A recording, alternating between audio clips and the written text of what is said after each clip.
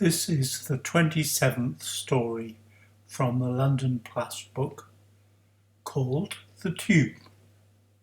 The therapist said, "We'll try going back further. Just watch the pendulum and feel that you're going back through the years." My body's relaxing, and as I watch the pendulum swing, my mind too. Back through the years. I am 7.5 years old, and I am at home. "Oh, Mummy, do we need to go down the tube again tonight?" I say. "Can't you hear the siren? Get the blankets, dear, and come quickly," she says. Mummy carries the rolled up mattress, I carry blankets, and we're off walking through the dark streets. I'm always scared in the dark, but it's good keeping close to Mummy. Soon we are with other people heading down the stairs of the tube station. "I hope we can get a good spot," says Mummy, hurrying along the platform. In the station the lights are on and Mummy recognises neighbours and friends. But one says a quick hello. Her mind is focused on getting a good spot. Auntie Jean and her children catch up with us. Mummy and Auntie chat quietly as we hurry along. At the end of the platform there's a spot for us and Auntie Jean too. Soon the blankets and the shared mattress are laid out. My cousins, who are older than I am, are blanket hogs. After them giggling and Auntie speaking to them, we all settle down. I wake up and can hear the loud, deep banging of bombs. I remember Mummy explaining that the bursts of short bangs was us trying to shoot the bombers. She said we'd get lots of them, lots and lots, but they seem to have lots more bombers all the same. I lie here wondering why everyone is asleep when there seems so much noise. Then I remember people get used to anything, and this isn't the first night. Oh no. I sit up and look down the dimly lit platform. Everyone seems quiet and asleep.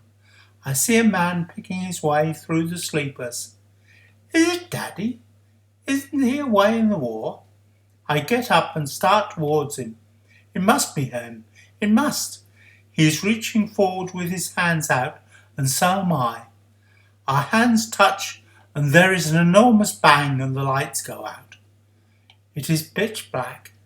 The hair on the back of my head is standing on end. I'm so frightened, and all I want, oh so much, to be with Mummy again.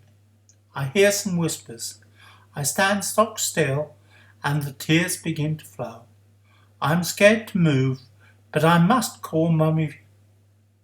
First I call quietly, and I hear shushing.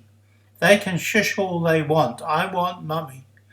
And then I call loudly, and someone has a torch, and it is blinding me. I can hear Mummy saying she's coming. Oh, I'm so happy when her hand grasps mine. She is saying sorry to all the people as she leads me back to Auntie and the cousins. Someone says, "Keep that torch on." Mummy is asking me why I left the bed and saying I shouldn't do that. I then remember Daddy. I say I saw Daddy coming down the platform and then I went to meet him. Mummy said he is far away in Africa. You must have been dreaming. I wasn't dreaming. I saw him. I did. I'm crying again. And now he's dead. Mummy says, "What are you saying, child?" Auntie Jean says, "God between your daddy and all harm." Mummy says, "You must not say that when you don't know anything. Surely you must have been dreaming. You were dreaming, wasn't she?" I stop listening and think of Daddy's farewell, and I can't help sniffing and sobbing. I hear Mummy saying, "Come, darling, we'll both go to bed now. It's a bad dream, that's all, just a bad dream. Go back to sleep now. We'll talk in the morning." One of the cousins says, "Stop sniffing." And I try to stop, and my Mummy's soft hands keep rubbing my back, and then it is morning, and the lights are on, and soon we'll be home. but still I knew Daddy was dead. The therapist is saying, "You are back in the 1970s now, and were you right?"